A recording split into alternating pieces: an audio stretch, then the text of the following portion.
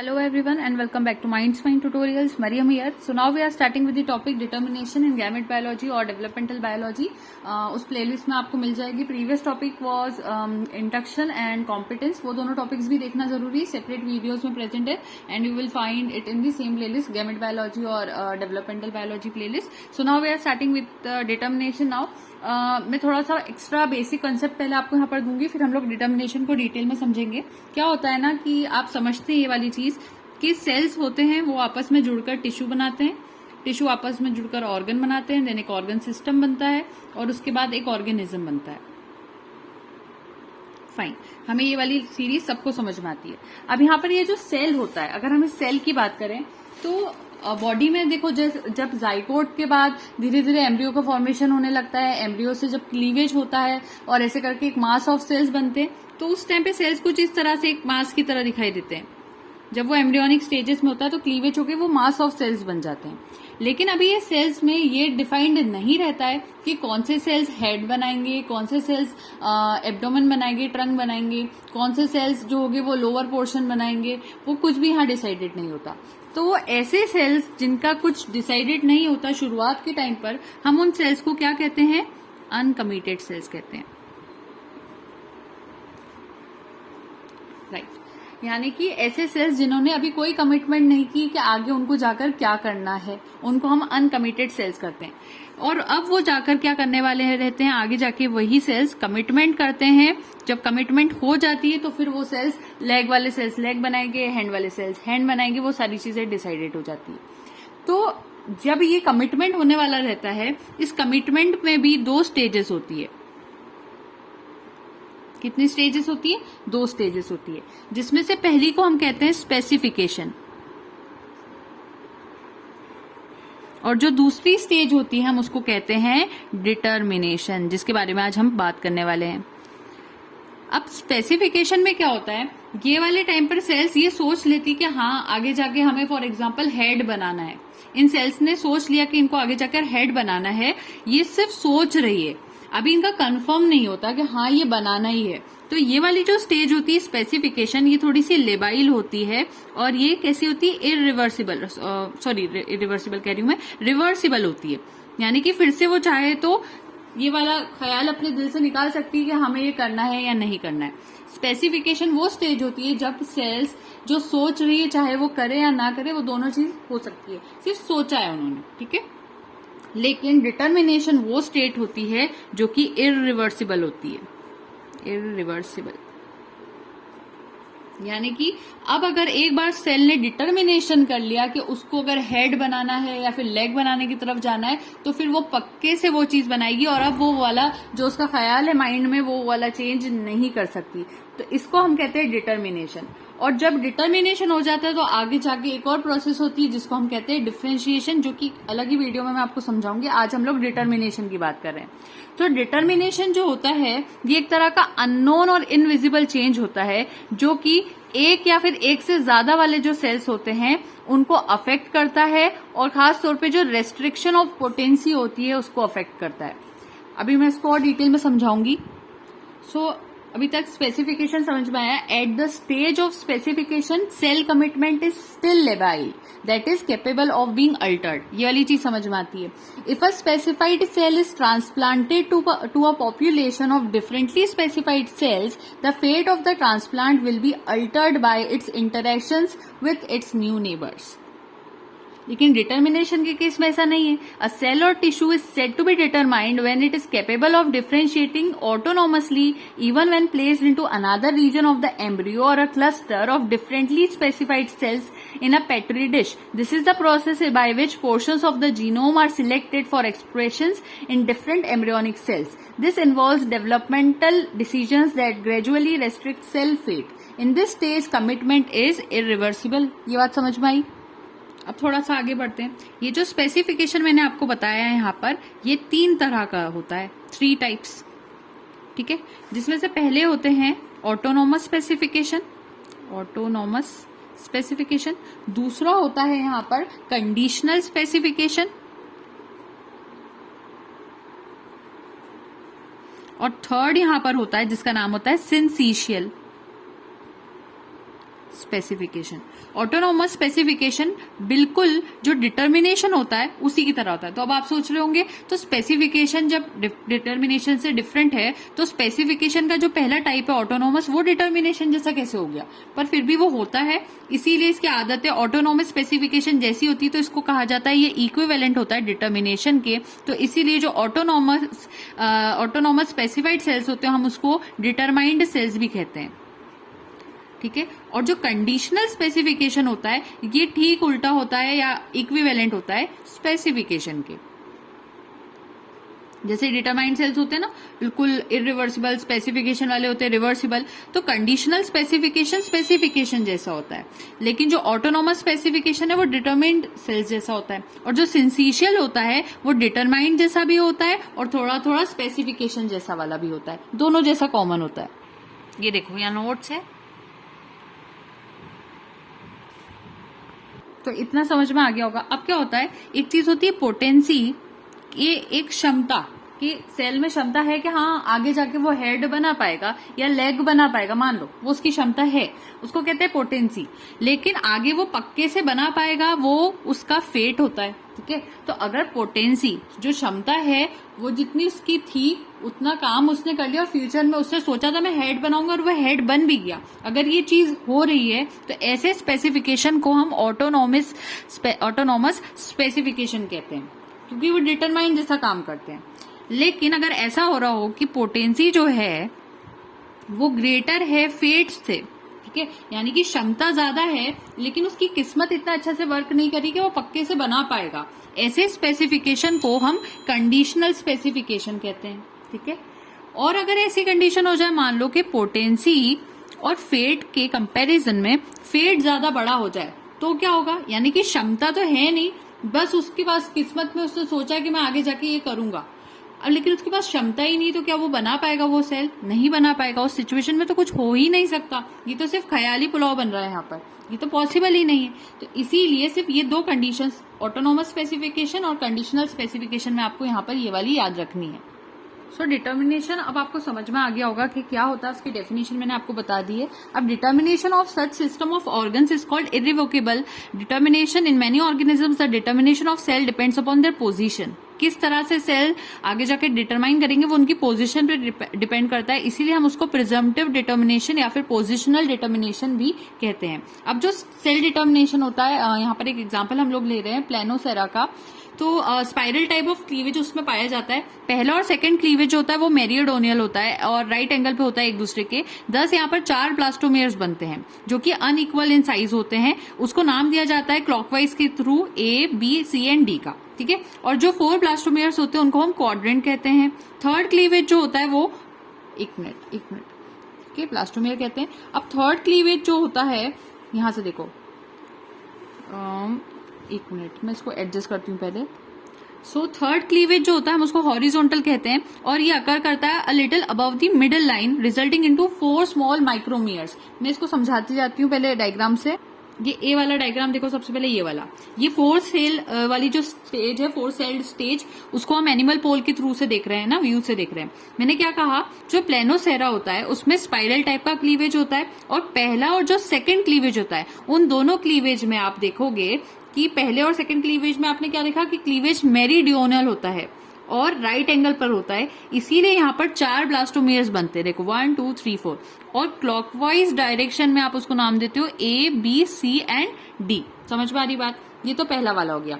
और यहाँ पर जो 4 ब्लास्टोमेयर्स बनते हैं हम इन चारों को मिला के कहते हैं क्वाड्रेंट तैयार हो गया, ठीक है। उसके बाद जो हमारा थर्ड क्लीवेज होता है, फर्स्ट और सेकंड की बात होगी कर ली हमने। अब उसके बाद जो थर्ड क्लीवेज होता है वो हॉरिजॉन्टल होता है। समझ में आ रही बात?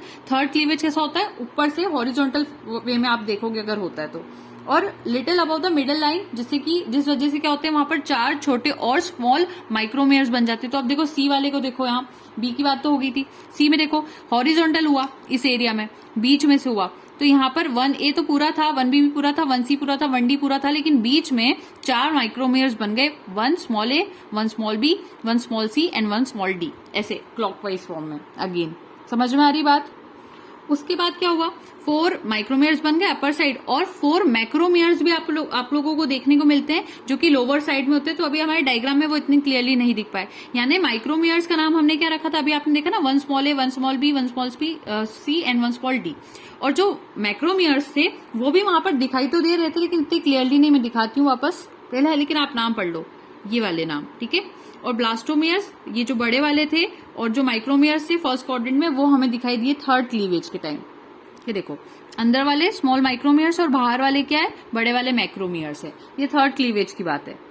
तो अभी जो हमने ये वाली स्टेज पढ़ी, इसके अंदर जिसमें हमने माइक्रोमियर्स और मैक्रोमियर्स देखे, वो कैसा था, 8 सेल स्टेज था। अब 8 सेल्ड स्टेज जो है वो किस में बदल जाएगा, 16 सेल्ड स्टेज में बदल जाएगा फर्दर क्लीवेज से, जिसमें हर माइक्रोमियर की बात करेंगे तो वो 2 सेल्स बनाएगा क्लीवेज में। यानी कि अब A1 A2 इस तरह से बनेंगे, और ये 1A 1A 1A2 ऐसे ऐसे बनते हुए जाएंगे, आप देखते डायग्राम में। और 4 मैक्रोमियर्स भी बनेंगे। अगर माइक्रोमियर कुछ बना रहे तो मैक्रोमियर भी वहां बनाएंगे, तो वो कुछ इस तरह से बनाएंगे, वो आपके सामने अब हम देखते हैं, ठीक है। अच्छा, एक और बात, इसी स्टेज में ये जो माइक्रोमियर्स और बन रहे हैं ना, यहाँ पर इसको सेकंड क्वाड्रेंट कहते हैं, राइट। तो देखो, ये वाले शुरू वाले 2 क्या थे, ये दोनों 4 सेल स्टेज वाला डायग्राम शो कर रहे थे। ए और बी दोनों डायग्राम कौन से वाले, 4 सेल स्टेज वाले, जो कि आप एनिमल पोल से देख रहे हो यहाँ पर, और यहाँ पर आप लेटरल व्यू देख रहे हो। फिर उसके बाद सी और डी वाला डायग्राम हमारा क्या है, ये दोनों 8 सेल्ड स्टेज वाले। ये वाला 8 सेल स्टेज हम कहाँ से देख रहे हैं, एनिमल पोल से देख रहे हैं। और ये हम कहाँ से देख रहे हैं, ये डायग्राम को हम लेटरल व्यू से देख रहे हैं। सेम चीजें हैं लेकिन लेटरल व्यू से देख रहे हैं। ये दोनों भी सेम चीज है, बस व्यू यहाँ लेटरल है और यहाँ पर एनिमल पोल से, राइट। अब 8 सेल्ड स्टेज जो होती है, उसके बाद हम कौन सी स्टेज पे जाते हैं, 16 सेल्ड स्टेज पे जाते हैं, राइट, ये वाली पर, ई और एफ। अब ई स्टेज यानी कि 16 सेल्ड स्टेज है, और ये हम कहां से देख रहे हैं, हम यहाँ एनिमल पोल से देख रहे हैं। लेकिन अब ये जो एफ वाली है, ये लेटरल व्यू से हम इसको नहीं देख रहे, बल्कि एफ अब बिल्कुल अलग है। एफ में हम 16 के बाद जो 32 सेल्ड स्टेज आएगी उसकी बात कर रहे हैं, ठीक है। मैं इसको शॉर्ट में मैंने यहाँ लिखा हुआ जो है वो बता देती हूँ, ठीक है, ये रहा, राइट। तो ई और एफ की बात समझ में आती है। अब ध्यान से देखो, मैंने क्या कहा था, जब 16 वाली स्टेज बनती है तो क्लीवेज हुआ था। यहां पर A1 और A2 जो थे, देखो शुरू से डायग्राम से देखते हैं, इस डायग्राम से कंपेयर करो इसको। अब यहां पर जो 1A था, उस 1A ने कितना बना लिया, 1A1 1A2 बना लिया। 1B ने 1B1 एंड 1B2 बना लिया। 1C ने 1C1 एंड 1C2 बना लिया। 1D ने 1D1 एंड 1D2 बना लिया। उसी तरह से जो यहाँ पर 1A था, ठीक है, उस 1A की अगर हम बात करें तो वो कहां पर गया, उसको ध्यान से देखो, तो वो हमारा यहीं पर है, लेकिन उसको उसमें तो हमारे जो बाहर वाले मैक्रोमियर्स थे 1A 1B 1C 1D, वो कहाँ गए, तो वो अगेन उन्होंने भी, वो मैक्रोमियर्स भी अब छोटे माइक्रोमियर्स बना लेते हैं। वो 2A 2B 2C 2D बना लेते हैं, जो कि अब सेकंड क्वाड्रेंट कहलाता है। यानी कि अब मैक्रोमियर ने अपनी आइडेंटिटी खत्म करके क्या बना दिया, उन्होंने भी माइक्रोमियर बना दिया। यानी कि अब हमारे पास 4 मैक्रोमियर्स कौन से हो जाएंगे, 2A 2B 2C and 2D हो जाएंगे, राइट। तो देखो, ये 1A 1B 1C 1D आपको नहीं दिख रहा ना, उसने क्या बनाया, उसने यहाँ पर छोटा 2A छोटा 2B छोटा 2C यहाँ पीछे की तरफ है, और छोटा 2D बना लिया। इसके साथ साथ यहाँ पर अब कुछ नए मैक्रोमियर भी बनते हैं। इन लोगों ने माइक्रोमियर बना लिया, वो ठीक है, ये लाइनिंग से जो हम माइक्रोमियर्स बता रहे हैं वो सब ठीक है, लेकिन इसके साथ मैक्रोमियर भी बनते हैं। वो 2 capital A 2 capital B 2 capital C 2 capital D आपको दिखाई दे रहा होगा, तो वो इस तरह से बनते हैं। ऐसे हमारी 16 स्टेज बनती है। और ये जो नए वाले यहाँ पर आपको माइक्रोमियर्स दिख रहे हैं, छोटे वाले लाइनिंग के फॉर्म में जो हमने बनाए, वो हमारे यहाँ पर क्या होते हैं, वो हमारा सेकंड क्वाड्रेंट होता है, ठीक है। और इसके अलावा हमारे पास अब 4 नए मैक्रोमियर्स आ गए। अब क्या होता है, 16 स्टेज जो होती, 16 वाली जो स्टेज होती है वो 32 में कन्वर्ट होती है, जिसमें क्या होता है, 16 वाली स्टेज के बाद क्या होता है, जो पहले 2 माइक्रोमियर्स थे कॉर्टिलाइट के, जो अभी नया वाला क्वाड्रेंट बना था, वो डिवाइड करके 2 and at the same time macromere बनाते हैं, 2A 2B 2C and 2D, जो कि डिवाइड करते हैं और अगेन वो भी माइक्रोमियर बनाते हैं थर्ड कॉर्टिलाइट के, जिसको 3A 3B 3C and 3D कहते हैं। और 4 मैक्रोमियर्स बनते हैं। इस वजह से देखो क्या हुआ, अभी ऊपर वाली स्टेज में, ये वाली 16 वाली स्टेज में मैंने आपको क्या बताया, नए नए मैक्रोमियर्स बने, 2A 2B 2C 2D, ये नए वाले मैक्रोमियर्स बने थे। तो ये जो नए वाले मैक्रोमियर्स होते हैं, ये फर्दर डिवाइड करके अब क्या बनाते हैं, ये अगेन छोटे से माइक्रोमियर्स बना लेते हैं, जैसे पहले भी हुआ था। पहले 1A 1B 1C 1D वाले, उन्होंने क्या करा, माइक्रोमियर बना दिए, लेकिन नए मैक्रोमियर बन गए। अब ये जो मैक्रोमियर है, नए वाले वो क्या बनाएंगे, वो नए माइक्रोमियर बनाएंगे। तो देखो 2A 2B 2C 2D वाले जो है वो अब क्या बना रहे, 3A 3B 3C 3D बना रहे। और जैसे ही 3A 3B 3C 3D बनता है उसको देखते ही अब नए मैक्रोमियर भी बनने वाले हैं। तो अब नए मैक्रोमियर कौन से हो जाएंगे, 3A 3B 3C 3D capital वाले। समझ में आ रही बात? आई गेस समझ में आता जा रहा होगा, मैं बहुत इजी करने की कोशिश कर रही हूँ। जहां माइक्रो बनने लगता है तो एक नया मैक्रो आ जाता है, फिर जो मैक्रो बनते हैं वो फिर माइक्रो बना देते हैं, जैसे ही नए माइक्रो बनते हैं तो नया मैक्रो बन जाता है। ठीक है, ये चीज हो रही है यहाँ पर। ऐसे करते हुए यहाँ पर एक्टोमियर्स बनते हैं, फिर धीरे धीरे एम्ब्रियो की और स्पेस बढ़ती है, एम्प्टी प्लेस आती है, वहां पर ब्लास्टोपोर बनता है, फिर धीरे धीरे गैस्ट्रुला स्टेज बनने लगती है, वो चीज यहाँ पर होती है। तो देखो अभी वाली स्टेज में क्या हुआ, ये जो छोटे छोटे वाले नए वाले थे 2A 2B 2D, सॉरी बड़े वाले 2A 2B 2C 2D, इन्होंने क्या करा, इन्होंने अगेन माइक्रोमियर्स बना लिए। तो 3C 3A ऐसे छोटे वाले कहाँ गए, ये देखो 3A1 ऐसे यहाँ पर बनते जा रहा है। आई होप समझ में आ गया होगा। डायग्राम से बताना थोड़ा मुश्किल हो रहा है क्योंकि मुझे कैमरा गलत जगह पर फिट हुआ हुआ लग रहा है, मैं देख नहीं पा रही हूँ क्लियरली। अब यहाँ पर आपको वेरियस सेल प्रोडक्ट्स दिखाई दे रहे हैं, ब्लास्टोमियर्स ए के और ब्लास्टोमियर्स डी के। ठीक है, वो कैसे बन रहे हैं वो यहाँ पर हमने फ्लो चार्ट से बनाया है। उसके बाद क्या होता है, फिर एक बारी आती है, अभी 3rd क्वार्टेट बन गया था, अब बनता है 4th क्वार्टेट। इसमें क्या होता है, फिर से रीडिविजन होता है मैक्रोमियर्स का, जिसमें माइक्रोमियर्स 4A 4B 4C 4D small वाले बनते हैं और साथ में बड़े वाले मैक्रोमियर्स भी बनते हैं 4A 4B 4C 4D। इसके बाद 7 आउट ऑफ 8 सेल्स जो होते हैं 4A, ये वाले ध्यान देना, 4A 4B 4C 4 capital A 4 capital B 4 capital C 4 capital D, इनकी 8 सेलों में से 7 सेल की अगर आप बात करोगे तो वो जो 7 सेल उनके नाम आपके सामने मेंशन्ड है, ये डिवाइड करते हैं और क्या बनाते हैं, स्मॉल सेल्स ऑफ योग बनाते हैं। और क्या काम करते हैं, फूड रिजर्व की तरह काम करते हैं, टिफिन होता है सेल का ये। फिर उसके बाद जो सेल 4D होता है वो कंपेरेटिवली लार्जर होता है दूसरे सेल्स के मुकाबले, और वो क्या बना लेता है, वो मीजेंटोब्लास्ट बनाता है, जिसके बाद उससे ही एंडोडर्म और मीजोडर्म बनती है। तो अभी आपने ऊपर एक्टोडर्म बना ली थी, अब आपके पास एंडोडर्म और मीजोडर्म भी बन गई। अब जो सेल 4D होता है वो डिवाइड करके 4D1 4D2 बनाता है, जिसमें से 4D1 सेल और फर्दर ऐसे डिवाइड करता है, 4D2 किस तरह डिवाइड करता है वो सब आपके सामने मेंशन्ड है, राइट। तो कौन चीजें कैसी बनती जा रही है वो सब आपको दिखाई दे रहा होगा। अब इसके बाद हमारे पास एक छोटा सा फ्लो चार्ट आ रहा है यहाँ पर। इस फ्लो चार्ट में आपको दिया गया है एंड प्रोडक्ट्स ऑफ ब्लास्टोमियर। तो यहाँ से आपने 4D से अगर शुरुआत करी, 4D1 4D2 बना, 4D1 ने 4D11 4D12 बनाया, इससे 4D111 4D112 बना, 4D121 4D122 बना, इससे एंडोडर्म ऑफ द इंटेस्टाइन बनी। और इस केस में अगर आप देखोगे तो यहाँ पर फेरेंजियल एंडोडर्म बना, मीजोडर्म बनी, फेरेंजियल एंडोडर्म बना और अगेन मीजोडर्म बनी। तो इस तरह से यहाँ पर चीजें बनती जा रही है। ये एंड प्रोडक्ट्स ऑफ ब्लास्टोमियर है। तो यहाँ पर आपका डिटर्मिनेशन टॉपिक जो मैंने लिया था आज का वो कंप्लीट हो जाता है। अगर आप चाहते हैं कि मैं PYQs भी करवाऊं तो आप कमेंट सेक्शन में मेंशन करना, तो हम CSI और नेट के लिए प्रैक्टिस भी कर लेंगे इस टॉपिक के PYQs की, क्योंकि काफी चीजें हमें PYQ से भी समझ में आती है, प्रीवियस ईयर क्वेश्चन से। तो वो एक अलग वीडियो रहेगा, लेकिन अभी हमारा थियोरेटिकल पोर्शन लगभग यहाँ पर पूरा कंप्लीट हो गया है। Next video would be on differentiation. मैं डिफरेंशिएशन को वहां पर डिटेल में समझाऊंगी। So thank you so much and don't forget to like share and subscribe. Happy learning.